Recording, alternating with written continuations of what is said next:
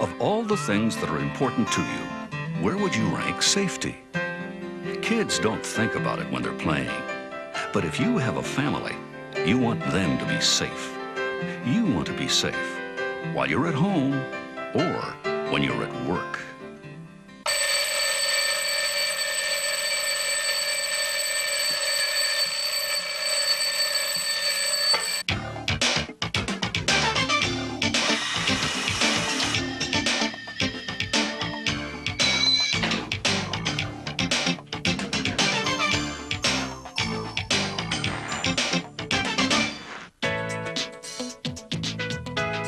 We all have a lot of responsibility and people who depend on us. In order to be safe and to return home at the end of the day, important safety rules must be followed.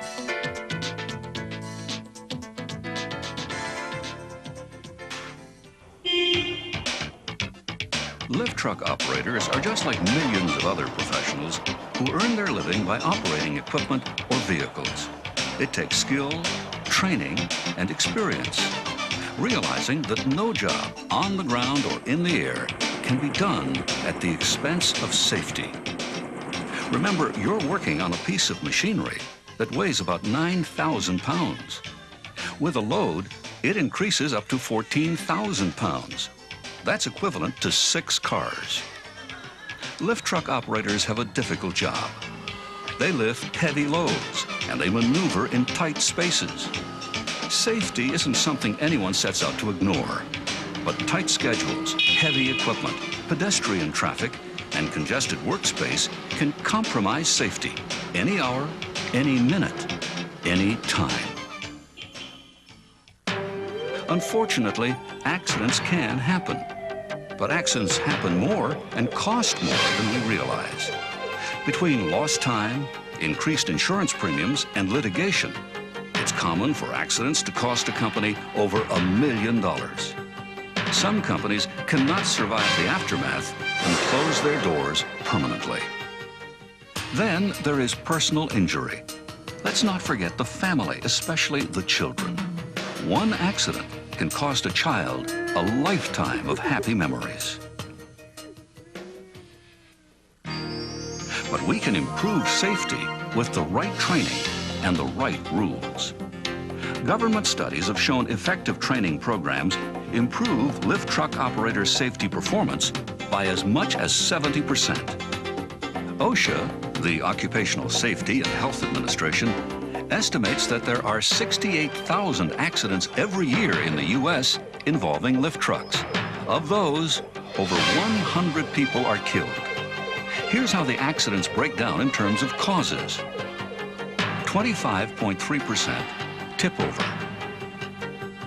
18.8% personnel are struck by a powered industrial truck. 14.4% personnel are struck by a falling load. 12.2% employee falls off elevated forks. 7% the lift truck runs off a loading dock or other surface. And 6.1% the lift truck is improperly maintained. With numbers like these and the cost of accidents, it's no wonder that OSHA requires that employers give proper training to all their lift truck operators. It also states that only trained and authorized personnel can operate a specific piece of equipment.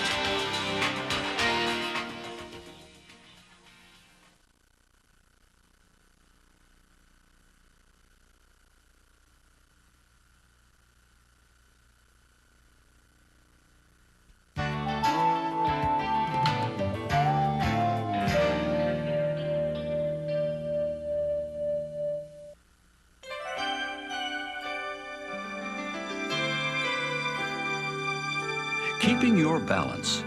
You have to do it even when you're playing. This mother must think about load distribution and center of gravity just to keep this teeter-totter moving.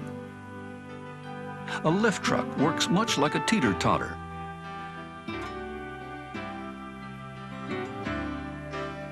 The heavy counterweight on the back keeps the rear wheels on the ground. As you can see from this diagram, The front wheels act as a fulcrum between the counterweight and the load, just like the pivot point of a teeter-totter. It's the same principle of leverage that allows a young child to lift her mother. Now, let's look at loads. Every object has a center of gravity. These three loads are all the same weight, but because of their different shape, they have a different center of gravity or balance point. When a lift truck picks up a load, the center of gravity of the truck and the center of gravity of the load will produce the combined center of gravity. The combined center of gravity will move in the same direction that the load moves. A typical counterbalance lift truck has a three-point suspension system. The rear axle pivots at a single point in the center of the axle to compensate for uneven floors. This forms the stability triangle base. With the added dimensions of lift height, it forms a three-dimensional triangle similar to a pyramid. When the combined center of gravity stays within the triangle, the truck is stable. Move the center of gravity forward of the triangle, as when a load is too heavy or too high, the truck will tip forward. This is called longitudinal stability. Now, a truck must have a nameplate. This shows the maximum weight it is allowed to lift. This truck can lift 5,000 pounds, based on the load having a 24-inch load center. The load center is the distance from the face of the forks to the center of gravity of the load. In this example, this 5,000-pound truck with a 24-inch load center will attempt to lift this 5,000-pound load. However, because of the unusual shape of the load, the center of gravity of the load is 30 inches from the face of the forks. Notice how the rear wheels lift off the ground when the capacity of the truck is exceeded. Now, if the truck lifts the load from the opposite side, the center of gravity of the load is only 18 inches from the face of the forks. This load can now be safely lifted. The nameplate will also show the maximum lifting height. The higher the lift, the lower the capacity. Attachments such as this carton clamp actually reduce the capacity in two ways. First, the carton clamp moves the load away from the operator, reducing load capacity. Secondly, the weight of the clamp will further reduce load capacity. This 4,000-pound truck will now be rated or limited to lifting a load of 2,500 pounds or less. If a new mast is installed that changes the maximum lifting height, or if an attachment is changed or installed, a new nameplate must be requested and installed.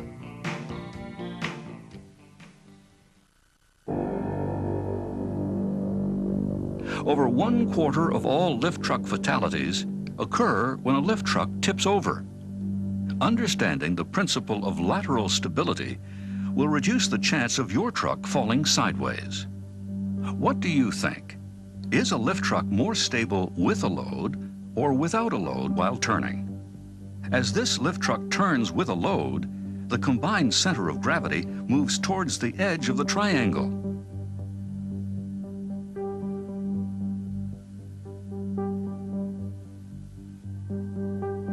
Now, notice what happens when we complete a similar turn, this time without a load. Notice the center of gravity is much closer to the edge of the triangle. The closer it is, the less it takes for the truck to become unbalanced and tip over. This is why an unloaded truck should be operated just as carefully while cornering.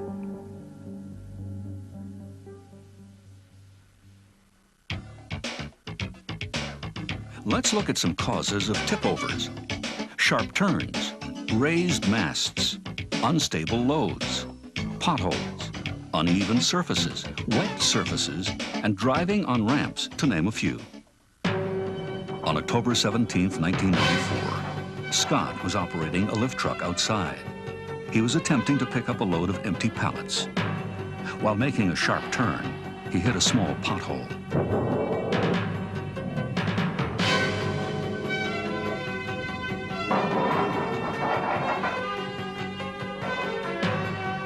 Scott was fortunate. He had been properly trained. He knew how to best survive a tip-over situation. First of all, Scott was wearing a seatbelt. When the lift truck tipped, he stayed inside the operator compartment, his best chance for survival. He braced his feet and held on tight to the steering wheel with both hands while leaning in the opposite direction of the fall. Scott was able to escape with minor injuries. Never attempt to jump out of your lift truck if you encounter a tip-over. Had Scott tried to jump clear of the truck, the overhead guard would have struck him, crushing him to death.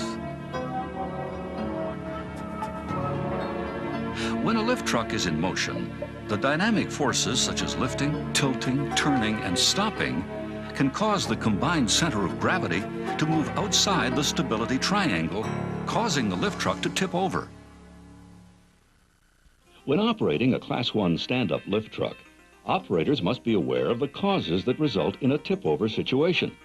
These are overloading, traveling with elevated loads, braking or accelerating sharply while turning, handling off-center loads, traveling at excessive speeds, falling from docks, dock plates, and trucks and trailers, to name a few. With a counterbalance lift truck, the operator is instructed to stay with the truck when it tips over. Stand-up lift trucks are different.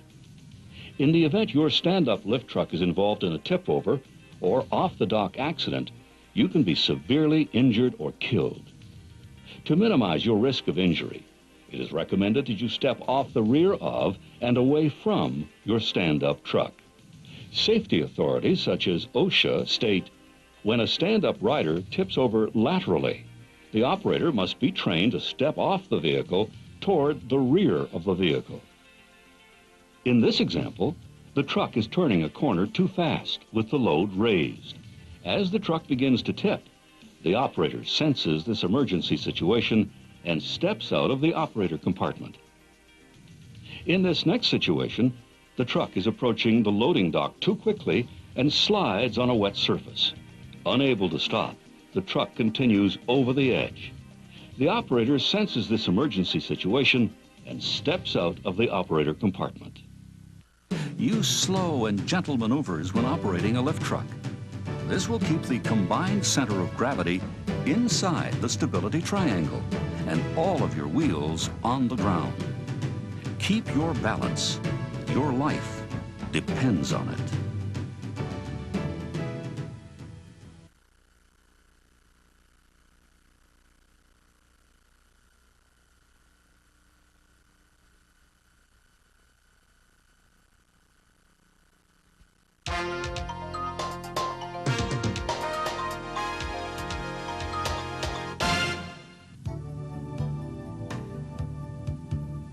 When you put your life in the hands of professionals, you do not want them to cut corners.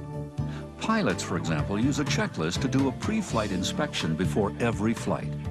99 times out of 100, everything checks out okay. But it is the pre-flight inspection that contributes greatly to safe air travel. It's the operator's responsibility to inspect the lift truck before the beginning of each shift and keep a written record. At times, this task may seem unimportant. However, 6.1% of accidents are caused by improper maintenance procedures. The objective of the inspection is to look for damage and to make sure the truck is in safe operating condition and meets the manufacturer's specifications. A good place to begin an inspection is at the fuel source. In the case of an electric truck, start at the battery. With a propane truck, begin with the liquid propane cylinder. Make sure the locating pin is in place and the pressure relief valve is pointing upwards. Check the fuel level. Don't take a chance on running out where it is dangerous to refuel. Check the connectors and hoses. Then listen, smell, and look for leaks. Frosting will indicate even the smallest leak. Be careful. Touching this with your bare hands can cause a serious frost burn. Check the cylinder tie-down latches to make sure the propane cylinder is secure. Open up the engine cover and inspect the engine compartment and fluid levels. Check the battery, the engine oil,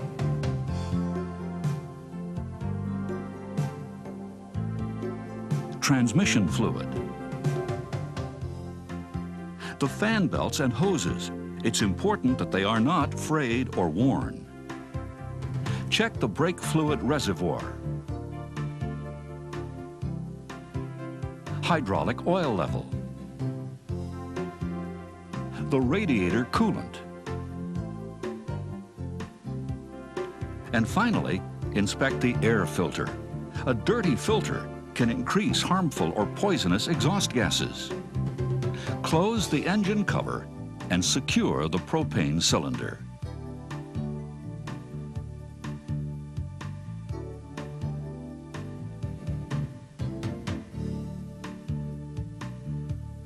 Next, inspect the tires and wheels on the right side of the truck. Ensure the overhead guard is in good shape. Are the lug bolts present and tight to the touch? If not, call for repairs. Loose or missing lug bolts can cause damage to the truck or injure someone. Remember, do not operate the lift truck until repairs are made. Are there chunks of tire missing? Cuts or objects embedded in the tires? How about wire, plastic strapping, string or foreign objects lodged in behind the wheel? These can cause costly damage or serious injury. If you're inspecting a truck with pneumatic tires, check the air pressure as outlined in the operator's manual. An underinflated tire will lean the truck to one side and will decrease stability. Notice that when the load is being lifted, it is actually moving away from the center of the truck. It wouldn't take too much to tip this truck over. Examine the mast and forks. The forks must be level. Look for excessive wear or cracks in the hanger welding or in the heel. The forks must be evenly spaced and the fork pins locked into place. Equal tension in the lift chains is important. This will prevent uneven lifting. Verify that the chain is well lubricated. Inspect the hydraulic tilt cylinders and lift cylinders. They must be free from leaking hydraulic fluid. Inspect the hoses around the mast. This is where leaks often start. Make sure the mast channel is free of foreign objects, such as pieces of wood or wire. Complete a thorough examination of the wheels and tires on the left side of the truck. To start the engine, make sure the parking brake is on. Listen for any unusual noises as the engine warms up. Pull the lift lever and fully raise and lower the forks to ensure free movement of the mast.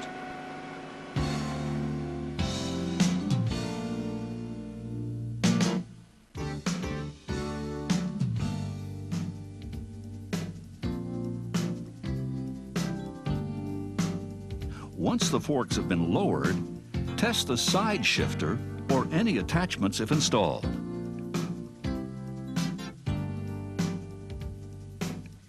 Tilt the mast back and forth, making sure all hydraulic movements are smooth and operational.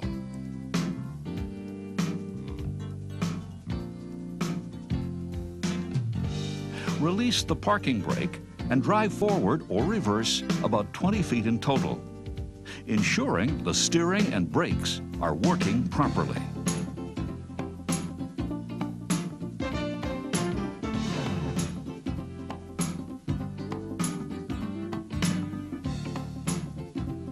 Check the brakes. The brake pedal must not reach the floorboard. If it does, the brakes are not functioning properly and the truck should be taken out of operation until repaired. When finished, turn off the engine and apply the parking brake. Look under the truck to check for any oil leaks. Oil patches can cause serious injury to pedestrians.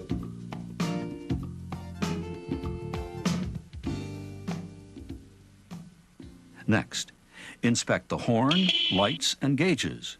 Observe pedestrian warnings and any other electrical systems your truck might have. A lift truck cannot be put into service until it has a legible manufacturer's nameplate securely fastened. Make sure the seat belt is not frayed or torn and that it latches properly. All safety labels and instructions must be in place and readable. The overhead guard and load backrest extension are important safety features. Make sure they are in place and secure. Finally, complete and file an operator checklist and report any defects to your supervisor in writing. If you're on the job and notice that your truck is unsafe to operate, park it and tag it out of operation. Report specific problems to your supervisor. Remember, failure to do this could cause injury to yourself and to the employees working around you.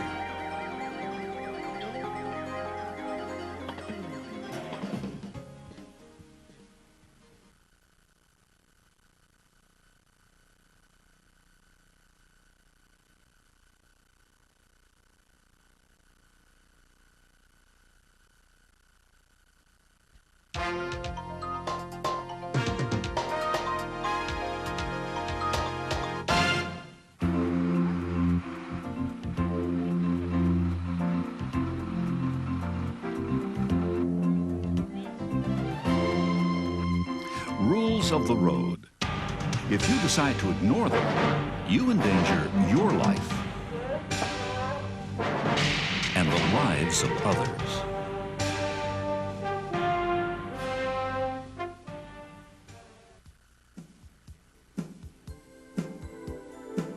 There are federal laws that have established rules for lift trucks. OSHA requires that you be trained and authorized by your employer to use a specific lift truck. Here's how the Industrial Truck Association has classified lift trucks. They fall into 7 main categories. Class number 1, electric motor rider trucks. Class 2, electric motor narrow aisle trucks. Class 3, electric motor hand trucks. Class 4, internal combustion engine trucks, cushion tires only.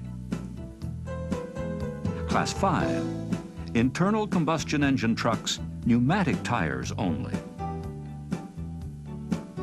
Class 6, electric and internal combustion engine tractors.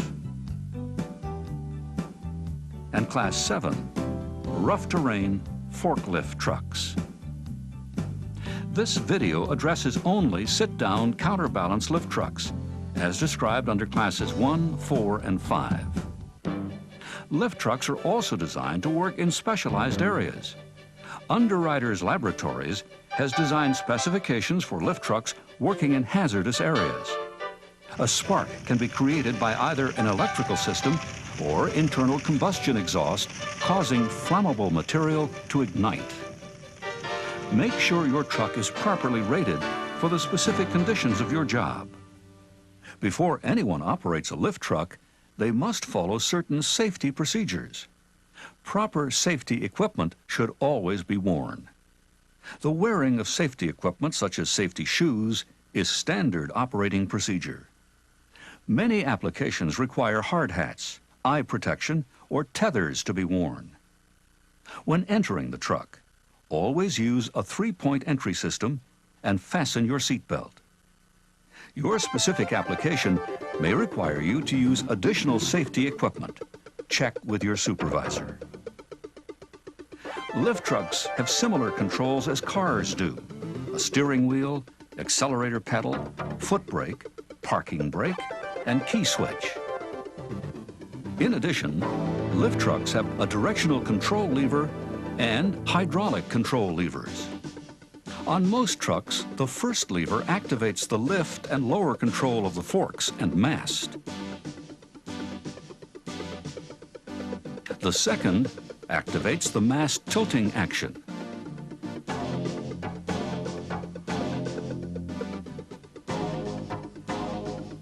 The third works as an auxiliary function for an attachment such as a side shifter or a clamp. Remember, using attachments requires specialized training. Lift trucks need to be highly maneuverable to work in tight places. That's why they steer from the rear. Watch out for tail swing when traveling forward.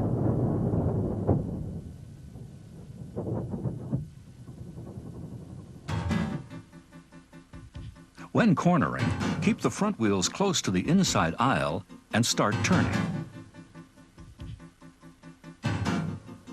This allows room for the rear end to swing out in the opposite direction. Before you pick up a load, make sure your forks are spread as far apart as possible and are long enough to stabilize the load.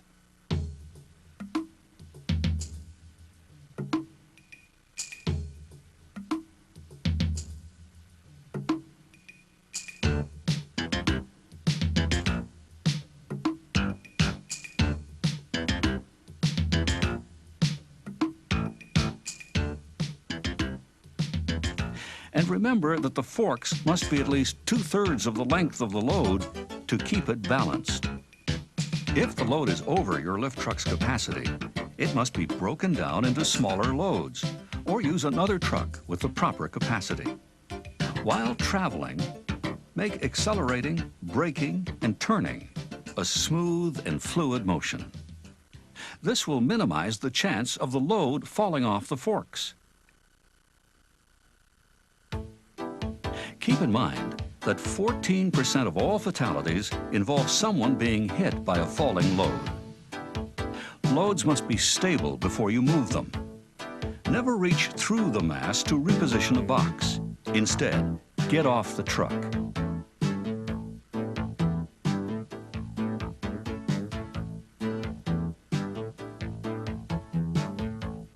Make sure the load is against the load backrest extension with the mast slightly tilted back.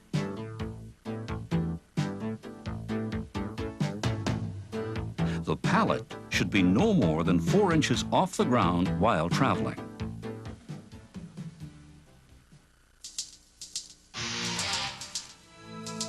On September 21st, 1995, a 31-year-old man was loading a trailer.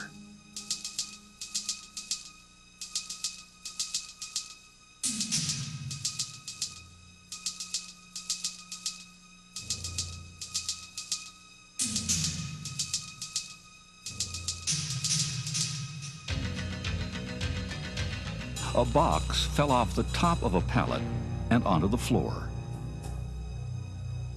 The operator put the truck in neutral and went to pick up the box.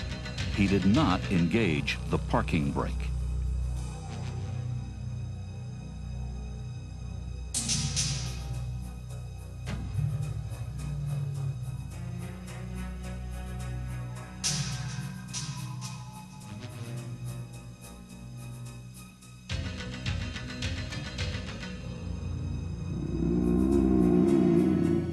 He was pronounced dead at the scene. Cause of death: suffocation. Bumps, rough or uneven surfaces, and debris demand your full attention. These can upset your load or unbalance your lift truck. Drive with extra caution when in these environments. If you are carrying a large load that blocks your view, travel carefully in reverse. Use all of your field of view to guide yourself. Wet floors can be a real hazard. Braking and steering can become greatly reduced or non-existent. Drive slowly on wet surfaces.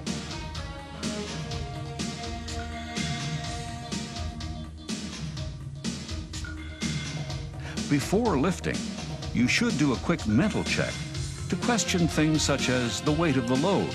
Is the load stacked securely? And will it fit in the rack? Remember, only raise the load when you have come to a complete stop and are in good position for the lift. Make sure the path is clear and tell anyone nearby to stand back because you will be lifting.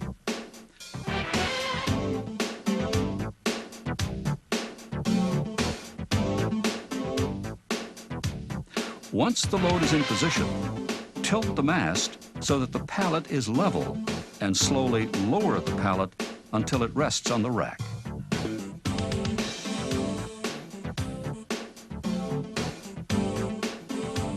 When the forks are clear, lower them while remaining at a complete stop.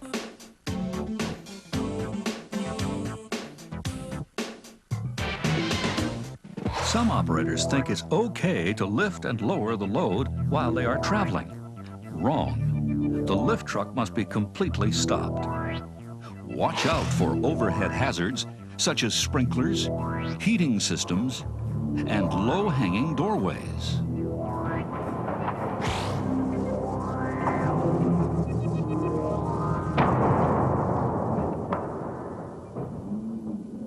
Electric trucks can also brake by changing the direction of the forward-reverse control lever.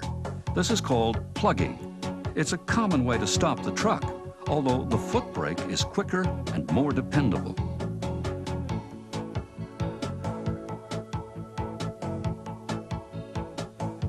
Remember to stay inside of the driver's compartment at all times.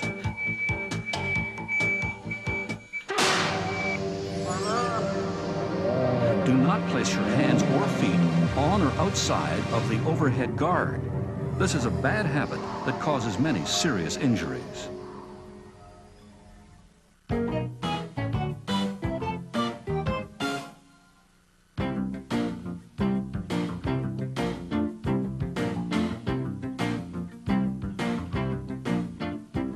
When crossing railway tracks in a lift truck, angle your truck and proceed slowly. Cross the tracks one wheel at a time to stay in balance. Crossing railway tracks directly will make your truck unstable. All floors and elevators have weight restrictions. Remember to combine the weight of the truck and the load to determine the total weight. For travel on ramps, the load must always be uphill, so back down ramps with a load. And drive forward up a ramp with a load. If the load blocks your view, ask someone to direct you. Remember, never turn on an incline, since the truck has a greater chance of tipping sideways. The forks must only be raised enough to clear the grade. When you are finished using the truck, park it in a designated area and remember to turn off the key. Never park in a fire lane or block a doorway. Lower the forks so that they are flat on the ground. Put the controls in neutral with the parking brake on.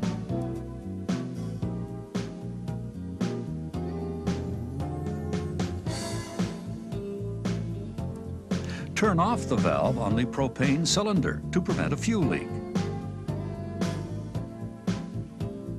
Disconnect the battery connectors if using an electric power truck.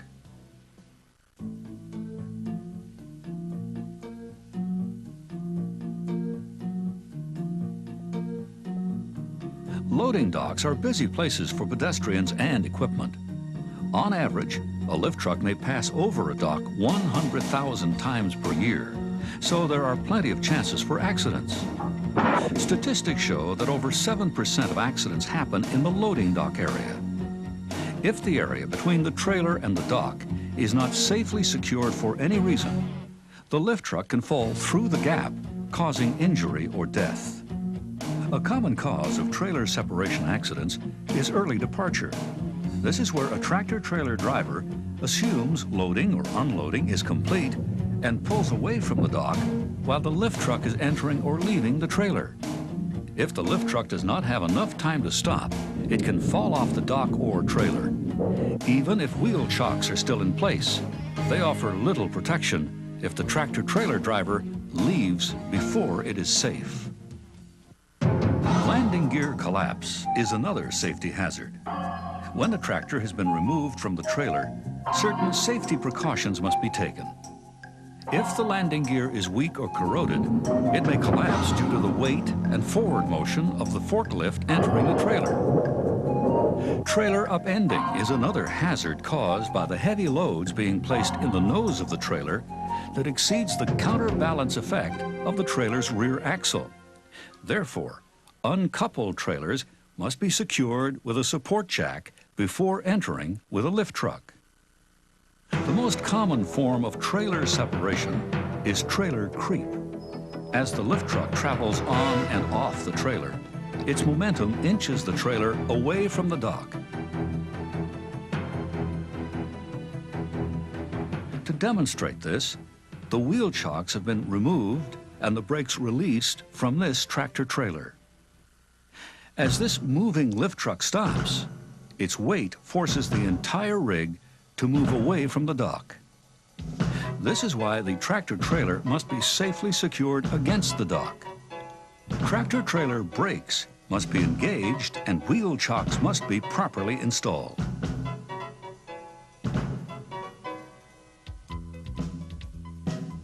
However, wheel chocks have their limitations and could fail if placed on ice, gravel, or sand. For increased protection against these types of accidents, many companies have installed vehicle restraints that either hold the trailer firmly against the dock by engaging the trailer's ICC bar or by locking the trailer rear wheels with dual steel barriers. Lift truck operators are responsible to ensure the trailer is ready for safe loading or unloading. Once the tractor trailer is secure, carefully position the dock leveler in place. Make sure there is proper lighting. Poor lighting increases the chance for injury and/or product damage. The floor of the trailer must be inspected to ensure it is in good condition, and the combined weight of the lift truck and load do not exceed the maximum weight capacity of the trailer.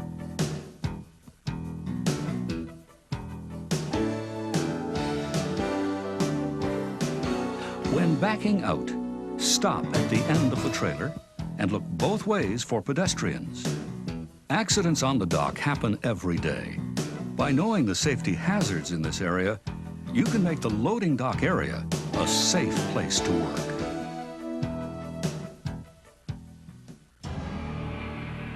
Pedestrians are involved in about 40% of all lift truck accidents. 18% of them are fatal. On August 8, 1993, a man was taking inventory in a warehouse. A lift truck carrying a load of boxed metal parts was stacking a load.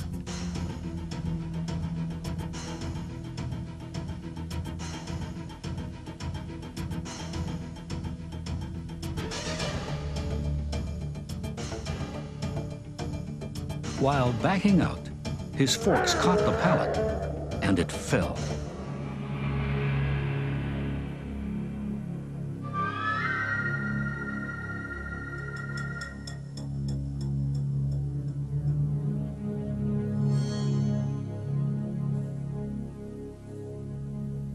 Keep pedestrians well away from the lift truck at all times. When traveling, it may be difficult for you to see through the mast and or around the load.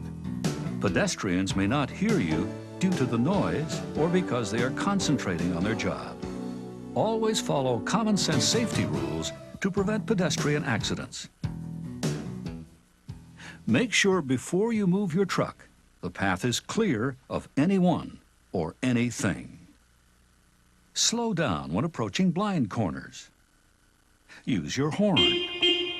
Stop at intersections, always giving pedestrians the right of way. Use aisleway mirrors to make sure the path is clear. Look behind you before backing up. And don't rely on lift truck mirrors. You can see much more by turning to look. Often, pedestrians will ask for a ride. Lift trucks are strictly designed for one person, the operator. No riders ever. Never lift a person using a lift truck while they are standing on the forks or a pallet.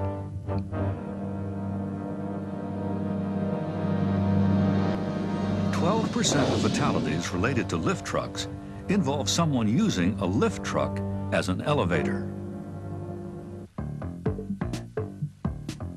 These are just a few of the many safety rules that must be obeyed to ensure a safe workplace. However, every place needs their own set of special safety rules. Your employer should have his own list. Practice driving safely, because safety is no accident.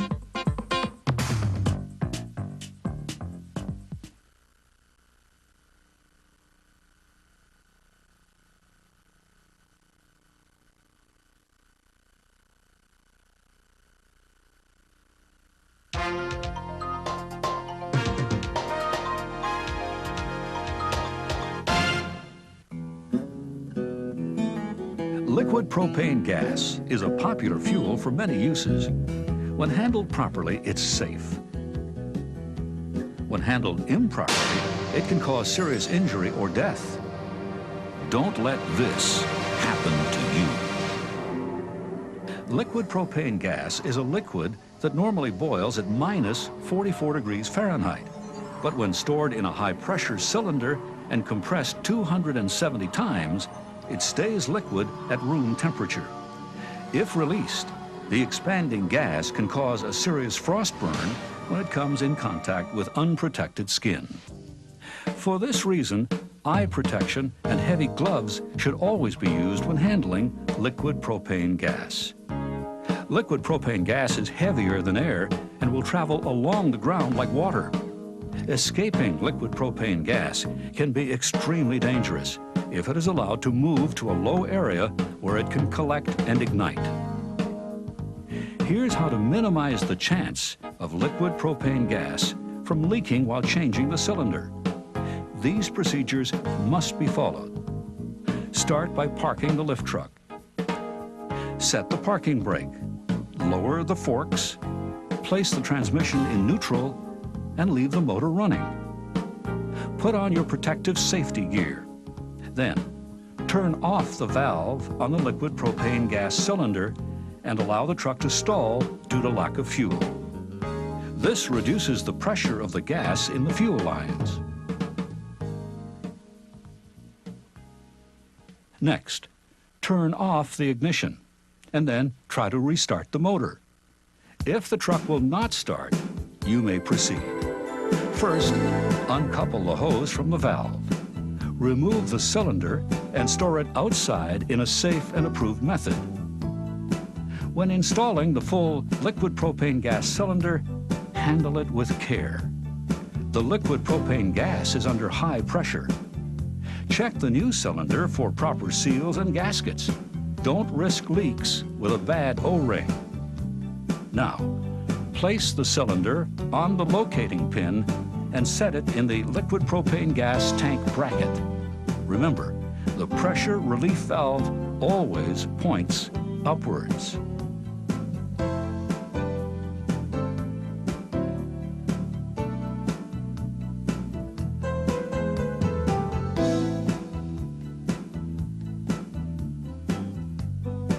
Secure the cylinder with the bracket restraints. Open the valve slowly. Look, listen, and smell for leaks. Frost on a fitting is a sure sign of a dangerous leak.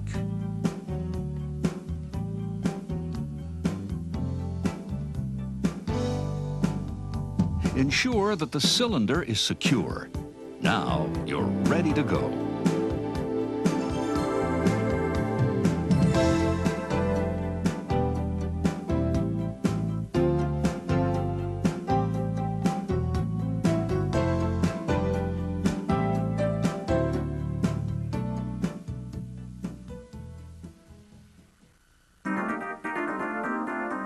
For diesel or gasoline refueling, drive the lift truck close to the pump and turn off the truck.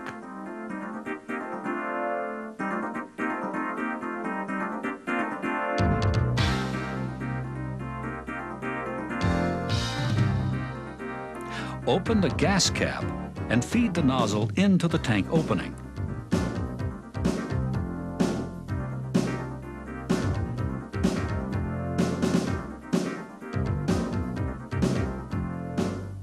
Turn on the pump and proceed to fill the tank.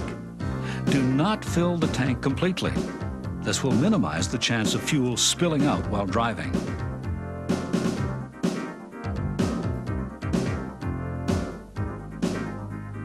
When finished, replace the cap and clean up any overspill with a cloth.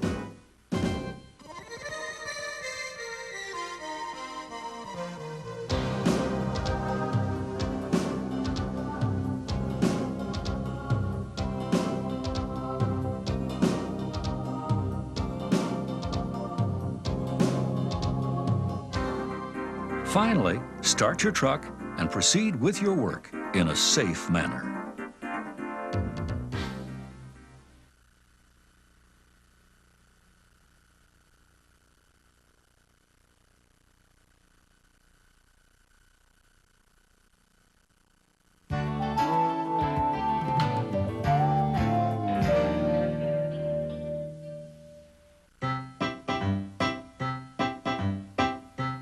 In many ways, industrial batteries are like young infants. They need to be changed and cleaned regularly. If they become too tired, they start to act up. They constantly need to be replenished with water. But given too much, they'll spit up all over.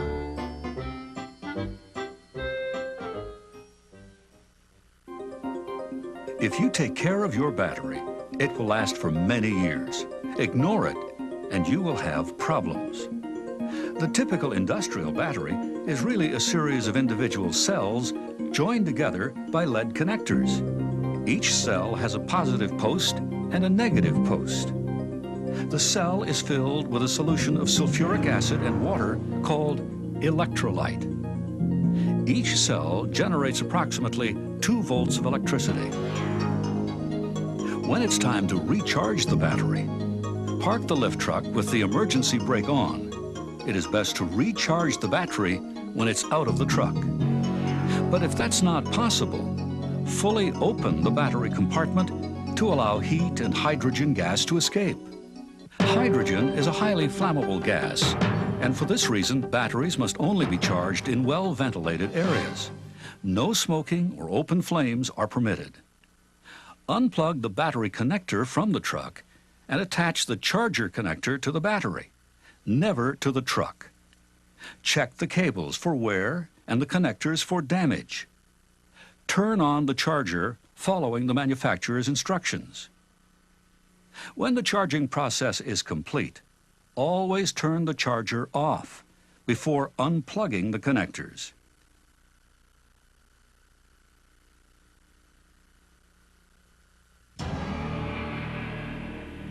In March of 1995, a newly trained operator was testing the electrolyte with a hydrometer. He was not wearing any face protection.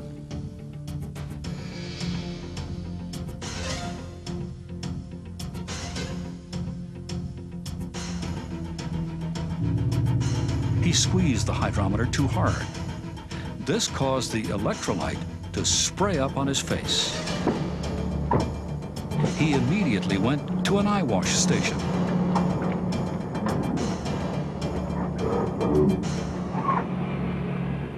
Luckily, he was trained on what to do if he came in contact with acid and suffered no injuries. You should always wear protective equipment when you're anywhere near battery acid. Gloves, goggles, and a body shield are mandatory. Have an eye wash station nearby. If acid gets into your eyes, go immediately to the eye wash station and run water over the affected area. Then, get medical attention. After charging, remove the caps of 3 or 4 cells to determine the electrolyte level. Only a flashlight can be used to look into the cells. When the battery is fully charged, the electrolyte has a high acid content. This can be tested with a hydrometer. By testing a small sample of electrolyte, you can determine how much energy is in a cell. This will also locate bad cells in a battery. A full reading should be around 1.280. As the battery is discharged, the acid level becomes weaker. A discharged battery will read approximately 1.1620 on the hydrometer. Take hydrometer readings of the cells and record the findings. Look for large differences between cells and report any unusual findings. To avoid acid spills, only add water after charging. Adding too much water before charging will cause overflow during charging and create a hazardous spill. If electrolyte does escape, it must be neutralized with baking soda and water.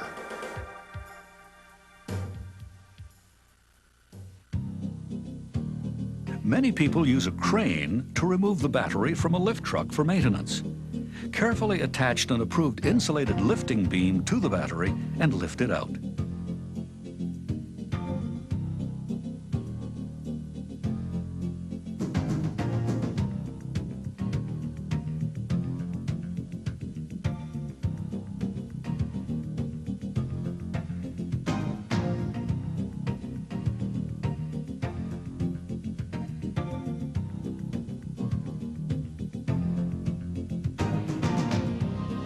Place it near the charger, then pick up the freshly charged battery. Be careful, the battery weighs thousands of pounds and can crush your hands or feet. Use only equipment designed for this purpose.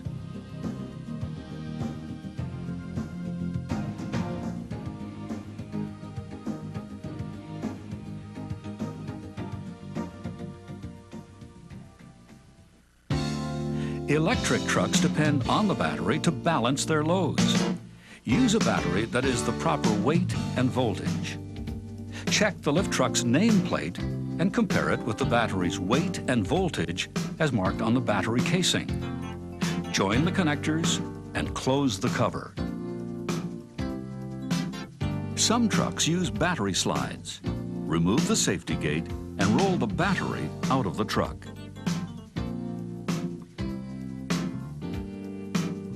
In order to align the fresh battery to the battery compartment, connect extension cables.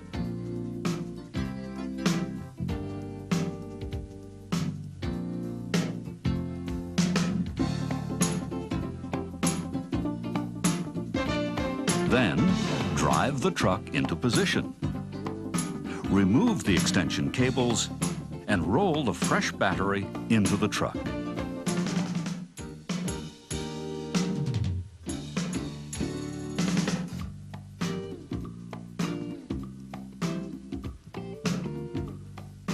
Replace the safety gate, and then connect the battery cables.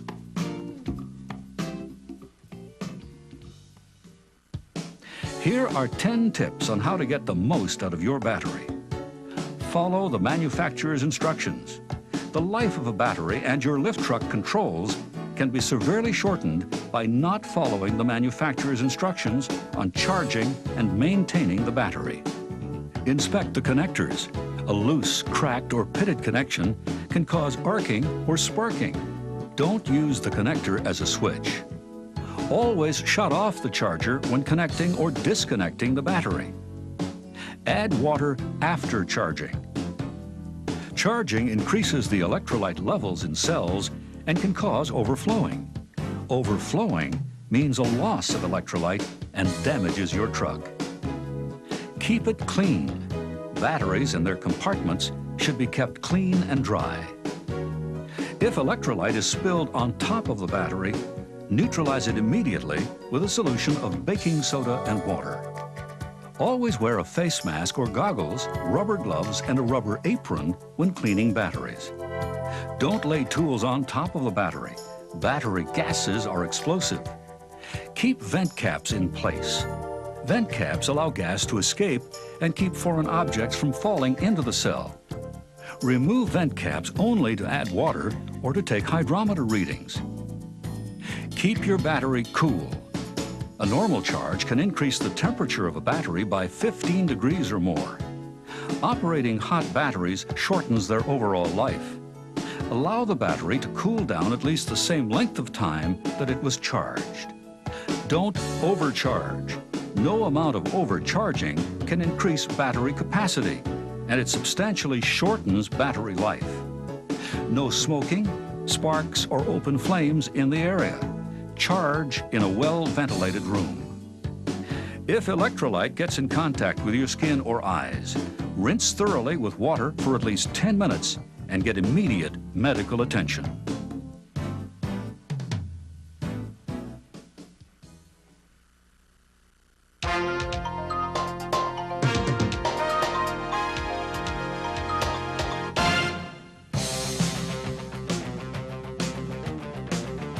Safe operation of a lift truck is knowing your equipment and following the rules of the road daily.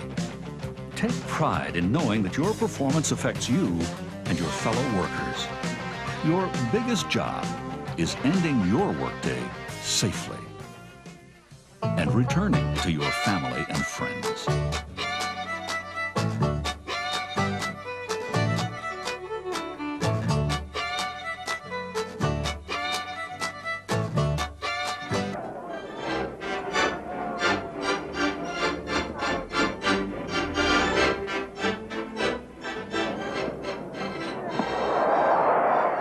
It's hard to play the game when you're injured, so learn to do your best so we can all get home